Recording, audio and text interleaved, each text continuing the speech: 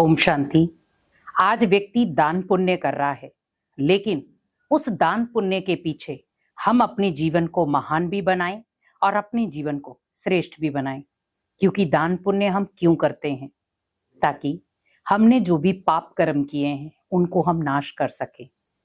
जीवन में हमेशा याद रखें कि दान पुण्य करने के साथ साथ अगर आपको अपने पाप कर्मों को खत्म करना है तो दान पुण्य निस्वार्थ भावना का होना चाहिए।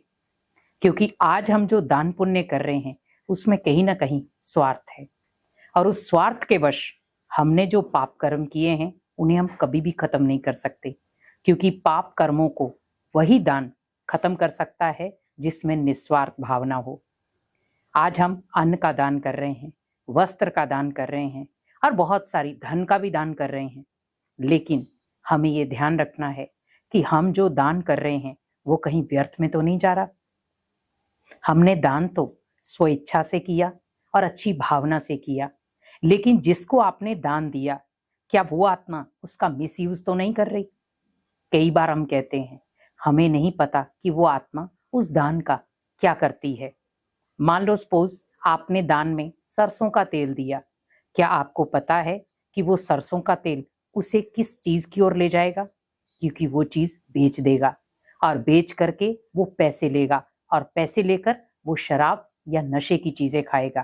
क्या वो दान सफल हुआ? क्योंकि हम डर के आधार पर बहुत सारी ऐसी चीजें कर रहे हैं। हमें थोड़ा सा अपनी चीजों को उठाना पड़ेगा, समझना पड़ेगा, अपनी मानसिक जागृति लानी पड़ेगी। मैं ये नहीं कहूंगी आप दान ना करें, लेकिन दान ऐसा करें जो विधि पूर्वक हो। दान ऐसा करें जिससे भगवान आपको फल उसका अच्छा दे, और दान ऐसा हो जो आपके पाप कर्मों को खत्म कर सके। जब आप किसी को दान देते हैं, या तो वो पहले से आपको कह देता है कि मुझे दान में पैसे चाहिए, मुझे अन्न नहीं चाहिए, वस्त्र नहीं चाहिए, पर मुझे पैसे चाहिए। अब आपने उसे 10 रुपए, 20 रुपए, 50 रुपए दे दिए, लेकिन आप सोचो कम से कम भी उस मोहल्ले में या उस गली में जितने भी घर हैं, सभी ने उसे, किसी ने 5 रुपए दिए, किसी ने 10 रुपए दिए, किसी ने 20 रुपए दिए, वो सारे इकट्ठे होंगे 500 600 जो भी है, और वो जाकर उस चीज को क्या करेगा? मिसयूज। बहुत रेयर में कोई ऐसे होते हैं जो कभी भी दान का मिसयूज नहीं करते। उन्हें जरूरत होती है, लेकिन बहुत सारे ऐसे लोग होते हैं जिन्हें जरूरत नहीं पर उन्हें नशा करना है।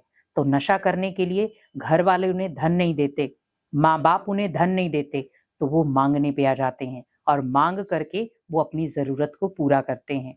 क्या आप चाहते हैं कि हम उनकी ऐसी जरूरतों को पूरा करें? नहीं, क्योंकि भगवान भी अलाउ नहीं करता कि बच्चे आप किसी इंसान की ये जरूरत पूरी करो। आप सोचो, जब वो नशा पत्ता कर लेता है, अपनी लाइफ को भी खराब करेगा और अपने घर वालों की लाइफ को भी। तो हमें ऐसा कोई कर्म नहीं करना है जिसकी वजह से हमारे और पाप कर्म जुड़ जाएं। खत्म तो नहीं हुए उस दान से, लेकिन जुड़ गए। क्योंकि अगर आप उसे धन देते नहीं तो शायद वो नशा करता नहीं, लेकिन हमने दान दिया, धन दिया, तो ऑटोमेटिकली उसने नशा भी कर लिया। तो आप हमेशा एक चीज याद रखो, आप उसे वो चीज दो जो वो आगे किसी को सप्लाई ना कर पाए। मान लो आपने आज वस्त्र भी दिए किसी को, तो वो भी आगे बेच देगा वो। अगर आप अन्न भी दे रहे हो, वो भी आगे बेच देगा वो। लेकिन हमें ध्यान रखना है कि हमें वही चीज देनी है जो अगर वो किसी को दे तो कोई ले नहीं। क्योंकि आज देखो, आप गेहूं भी दे रहे हो, आटा भी दे रहे हो, तो वो भी दुकानों में बेच रहे हैं। तो दान मुझे हमेशा ऐसा करना है जिसका रिटर्न मेरे पास आए तो वो पुण्य का खाता बनकर आए, पाप का खाता बन के ना आए। क्योंकि आज हमें ये छोटी छोटी चीजें समझनी पड़ेंगी। क्योंकि पहले के लोग क्या करते थे, उस दान का महत्व समझते थे।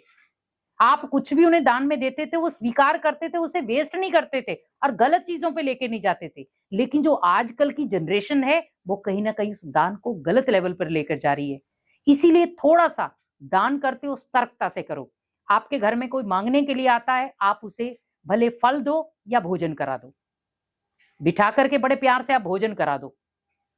और आप कोशिश यही करो कि हमें उनको घर के अंदर नहीं लाना है। क्योंकि बहुत सारे आपने केस सुने होंगे, आप घर के अंदर ले आए और वो आपको बेहोश करके घर का सारा सामान ले गए। तो थोड़ी सी सतर्कता आपको अपनानी है। और मैं आपको हमेशा एक चीज बोलूंगी, दान पात्र को देख कर दो। अच्छा खासा इंसान है, कमा सकता है, अपने बलबूते पे सब काम कर सकता है, आज एक नॉर्मल व्यक्ति भी कमाकर खा सकता है, तो वो क्यों नहीं? इसका मतलब वो कमाना, मेहनत करना नहीं जाता। तो जब वो मेहनत करना नहीं जानता, तो वो क्या करेगा? सभी के आगे हाथ फैलाएगा। तो आप उनका ये चीज का ध्यान रखो, एक तो उन्हें शिक्षा दो, दूसरा भोजन कराओ, फ्रूट खिलाओ। अगर आपको रास्ते पे कोई मिलता है तो आप जूस पिला दो, जो भी वो चीज कह रहे खाने के लिए आप वो खिला दो, वो आपका फिर भी दान माना जाएगा। पर मैं एक चीज आपको हमेशा कहूंगी, दान आप कभी धन का मत दो, क्योंकि धन का दान उसे कहीं ना कहीं गलत रास्ते पर ले जाएगा। आज बहुत सारे ऐसे हैं, कई लोग हमारे से पूछते हैं कि मान लो कोई आता है, हमारे बच्चे की शादी है, हमारे ये है, तो आप हमें धन का दान दे दो, और वो वस्त्र का दान दे दो। वस्त्र भी ले जाएंगे, धन भी ले जाएंगे, और दोनों चीजों को बेच देंगे। धन का मिसयूज कर लेंगे, वस्त्र को बेचकर भी धन ले लेंगे, और ये नॉर्मल हो रहा है अब। तो दान पात्र को देखकर दो, और दान ऐसा दो जिसका पुण्य बने, पाप नहीं। क्योंकि हमें अब समझना पड़ेगा दान कैसे करना है, कब करना है और क्यों करना है। क्योंकि हर दान का महत्व होता है। क्योंकि दान बहुत प्रकार का है, गुण दान करना भी दान है, किसी के लिए श्रेष्ठ कर्म करना भी दान है, दुआएं देना भी दान है। लेकिन हम धन का दान कर रहे हैं, करो, लेकिन पात्र को देखकर। बिल्कुल हैंडीकैप है, कई अपने शरीर को खत्म कर लेते हैं, हाथ पैर तोड़ लेते हैं और मांगने पे चले जाते हैं। बहुत सारे ऐसे केस हैं। पर आप ध्यान रखो, आप भोजन करा दो उन्हें, लेकिन अगर आप वस्त्र भी दे रहे हो तो उनके तन पर उन वस्त्रों को पहना कर आओ। बहुत सारे लोग कंबलों का दान देते हैं और वो कंबलों को बेच देते हैं। क्या ये दान है? नहीं। और बहुत सारों ने अभी शिक्षाएं भी ली हैं कि हम जब कोई चीज देते हैं तो उसमें हम कुछ टुकड़ा काट लेते हैं, कुछ ऐसी चीजें कर देते हैं जिससे वो किसी को सप्लाई ना कर पाए। यह है सतर्कता। आपको जागरूक होना पड़ेगा। दान भी करो, पर जागरूक होकर करो, क्योंकि जागृति ही इस समय हर परिस्थिति का हल है। इसीलिए दान करो, पर श्रेष्ठता वाला हो, जो आपके पुण्य के खाते को बढ़ाए, ना कि पाप के खाते को। इसीलिए दान हमेशा पात्र को देखकर दो। ओम शांति।